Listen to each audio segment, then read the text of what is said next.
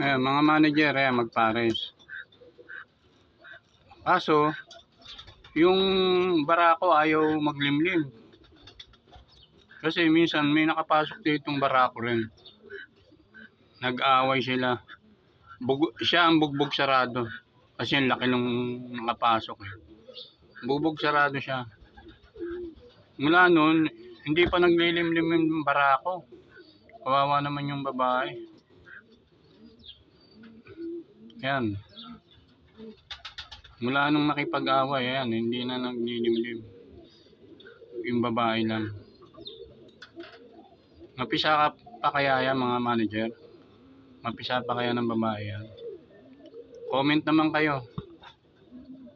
Para meron akong reference kung mapipisa ng babae yan. Siya lang ang naglilimlim.